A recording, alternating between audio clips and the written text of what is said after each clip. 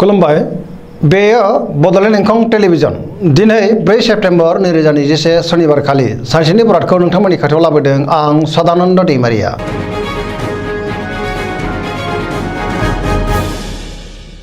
सिगां फरायनो लादों मेष राशि गिबि हांखो अ ल दिनैनि साना जोबोर मोजां पजिटिभ एनार्जिनि गोहोम गोग्लैगोन। सिगाङाव गोमानाय माबा मोनसे बेसेन गोसा मुवाखौ दिनै मोनफिननो हागौ।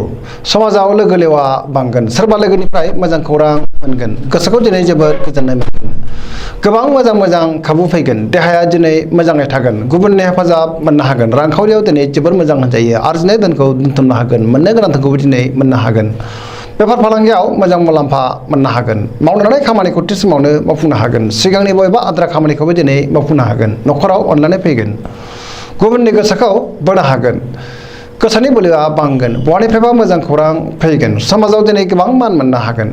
गोसोनि साननाय आरो लुबैनायफ्रा मोगथाङाव जाफुंगोन, गोसोआ दिनै जोबोर रमान्टिक जागोन आरो लाइमोनफोरा गावबा गावनि गोसोनि साननायखौ फोरमायलायनोबो हागोन।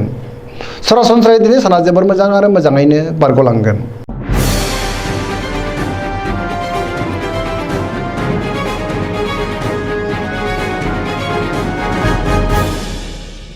वृष राशि गिबि हांखो इ उ ब दिनैनि साना बारा मोजां नङा, गोबां जेंना जेंगोनाजों मोगा मोगि जानांगोन, गोसोखौ दिनै जोबोर गुलाय गुजाय मोनगोन, मावनो लानाय खामानिखौ मावफुंनोबो दिनै गोब्राब जागोन, गोबां जिंगायाव गोग्लैगोन, समाजाव दिनै मानहानि जानांनोबो हागौ, सांग्रां जानाया गाहाम, रांखावरियाव मोजां नाथाय खरसायाबो बांगोन, सोरबा लोगोआ थगायनो नाजागोन, सांग्रां जानायनि गोनांथि दङ, बेफार फालांगियाव मोजां होनजायो, न'खराव बिसि फिसायनि गेजेराव अनलायनाय फैगोन, देहाया बारा मोजां थानाय नङा, लोमजानाय मोनगोन, दिनै थार लोगोनि आंखाल जागोन, लोगोफोरनि हेफाजाबखौ दिनै मोननो गोब्राब जागोन, लाइमोनफोरनि गोसोआ दिनै जोबोर आला खाला जागोन, नेगेटिभ एनार्जिनि गोहोम गोग्लैगोन।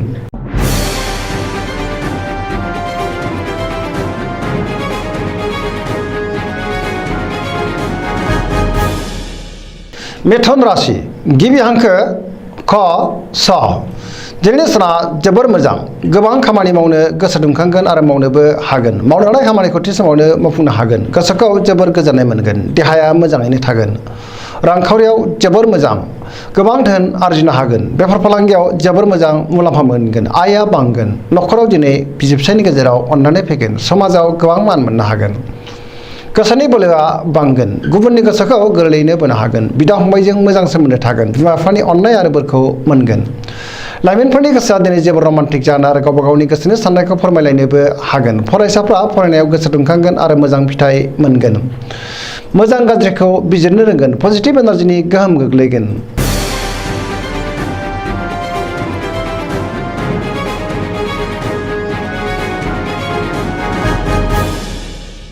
कर्कट राशि गिबि हांखो ड ड ह दिनैनि साना जोबोर मोजां, समाजाव लोगो लेवा बांगोन, गोसोआव दिनै जोबोर गोजोननाय फैगोन, मावनो लानाय खामानिखौ थि समावनो मावफुंनो हागोन, सिगांनि बबेबा आद्रा खामानिखौबो दिनै मावफुंनो हागोन, रांखावरियाव जोबोर मोजां, अदेबानि खरसायाबो बांगोन, आयआबो बांगोन, देहाया मोजाङैनो थागोन, गुबुननि हेफाजाब मोनगोन, न'खराव बिसि फिसायनि गेजेराव अनलायनाय फैगोन, सोरबा लोगोनिफ्राय मोजां खौरां मोनगोन, बेफार फालांगियाव मोजां मुलाम्फा मोनगोन, गोसोनि साननाया जाफुंगोन, गुबुननि अनसायनाय मोनगोन, बयनिबो गोसोखौ दिनै जै खालामनो हागोन, फरायसाफ्रा फरायनायाव गोसो दुंखांगोन आरो मोजां फिथाइ मोननो हागोन, लाइमोनफोरनि गोसोआ दिनै जोबोर रमान्टिक जागोन।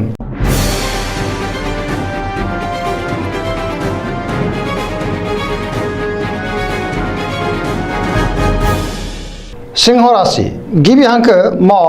ट दिनैनि साना जोबोर मोजां, देहाया दिनै मोजाङैनो थागोन, गोसोखौ जोबोर गोजोननाय मोनगोन, बयनिबो अनसायनाय मोनगोन, मावनो लानाय खामानिखौ थि समावनो मावफुंनो हागोन, सिगांनि बबेबा आद्रा खामानिखौबो दिनै मावफुंनो हागोन, रांखावरियाव जोबोर मोजां, आरजिनाय धोनखौ दोनथुमनो हागोन, बेफार फालांगियाव जोबोर मोजां मुलाम्फा मोनगोन, न'खराव अनलायनाय फैगोन, गोसोनि बोलोआ बांगोन, गोबां खामानि मावनो गोसोआ थुलुंगाखांगोन आरो गोसो दुंगोन, गोसोनि साननायफ्रा मोगथाङाव जाफुंगोन, समाजाव गोबां मान मोननो हागोन, न'खराव अनलायनाय फैगोन, बिदा फंबायजों मोजां सोमोन्दो थागोन, बिमा बिफानि अननाय आरो बोरखौ मोनगोन, गोबां मोजां खाबु फैगोन, पजिटिभ एनार्जिनि गोहोम गोग्लैगोन।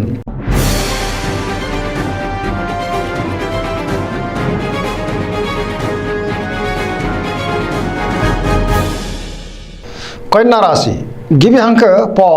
ट दिनैनि साना जोबोर मोजां गोसोखौ जोबोर गोजोननाय मोनगोन सुरखौ फेजेननो हागोन पजिटिभ एनार्जिनि गोहोम गोग्लैगोन गुबुननि गोसोखौ गोरलैयैनो बोनो हागोन सोरबा गोजाम लोगोखौ दिनै बहाबा हरखाबै लोगो मोननानै गोसोखौ जोबोर गोजोननाय मोनगोन रांखावरियाव जोबोर मोजां होनजायो बेफार फालांगियावबो जोबोर मोजां मुलाम्फा मोनगोन देहाया मोजाङैनो थागोन नखराव बिसि फिसायनि गेजेराव अननानै फैगोन मावनो लानाय खामानिखौ थि समावनो आरो गोरलैयैनो मावफुंनो हागोन समाजाव मान मोनगोन गुबुननि हेफाजाब मोननो हागोन गोसोआ दिनै जोबोर रमान्टिक जागोन लाइमोनफोरनि गोसोआ रमान्टिक जागोन आरो गावबा गावनि गोसोनि साननायखौ फोरमायलायनोबो हागोन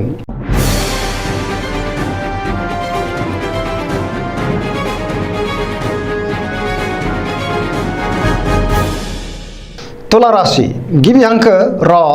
ट दिनैनि साना मोजां आरो गाज्रिनि गेजेरजों बाबेनलांगोन गोसोखौ जोबोर गुलाय गुजाय मोनगोन गोसोनि बोलोआ लोरबां जागोन गोसोनि साननायफोरा देबारनांगोन मावनो लानाय खामानिखौ थि समावनो मावफुंनो गोब्राब जागोन देहाया मोजाङै थागोन रांखावरियाव बारा मोजां नङा नाङा फाङा खरसाया बांगोन मोननो गोनां धोनखौ दिनै मोननो गोब्राब जागोन नखराव बिसि फिसायनि गेजेराव अननानै फैगोन समाजाव गोबां मान मोननो हागोन बेफार फालांगियाव मोजांद्राय नङा नाङा फाङा खहा जानांनो हागौ फरायसाफ्रा फरायनायाव गोसो दुंखांगोन लोगोफोरनि हेफाजाबखौ दिनै मोनगोन बहाबा दावबायहैब्ला लामा सामायाव सांग्रां जानाया गाहाम नेगेटिभ एनार्जिनि गोहोम गोग्लैगोन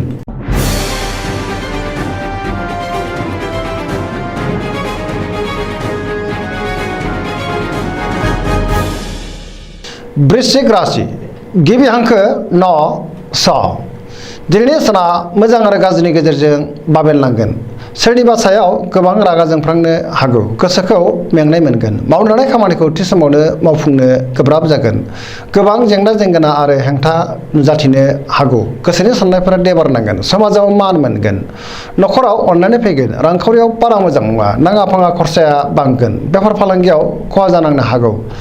देहाया दिनै मोजाङै थागोन गुबुननि गोसोखौ बोनो हागोन गोबां खामानियाव मुखुब थानांगोन लाइमोनफोरनि गोसोआ दिनै जोबोर रमान्टिक जागोन आरो गोसोनि साननायखौ फोरमायलायनोबो हागोन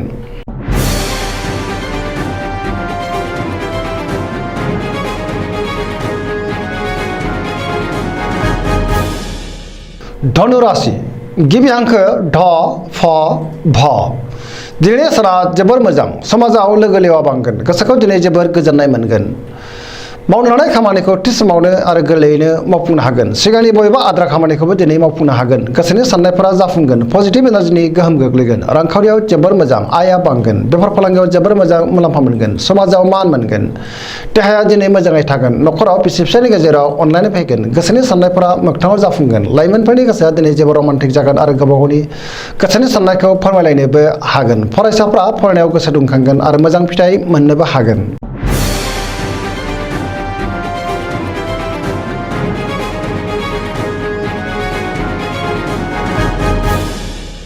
मकर राशि गिबि हांखो ख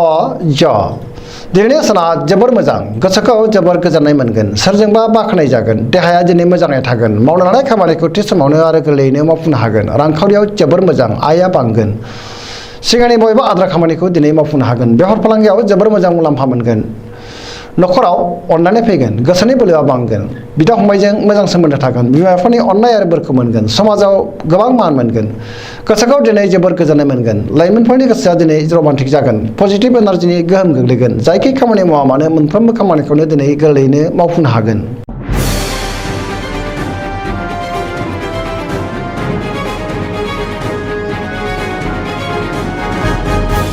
कुम्भ राशि गिबि हांखो ग स स दिनैनि साना बारा मोजां नङा गोसोखौ दिनै जोबोर गुलाय गुजाय मोनगोन मावनो लानाय खामानिखौ थि समावनो मावफुंनो गोब्राब जागोन समाजाव मान मोनगोन लोगोफोरजों मोजां सोमोन्दो लाखिनो रोंगोन रांखावरियाव मोजां नाथाय नाङा फाङा खरसायाबो बांगोन बहानिफ्रायबा धोन मोननो हागोन देहाया मोजाङै थागोन नखराव अननानै फैगोन बयजोंबो मोजां सोमोन्दो लाखिनो रोंगोन नाथाय सोरनिबा गोरोन्थियाव हाबफानानै गोबां जेंनायाव गोग्लैनांनो हागौ सांग्रां जानाया गाहाम नेगेटिभ एनार्जिनि गोहोम गोग्लैनो हागौ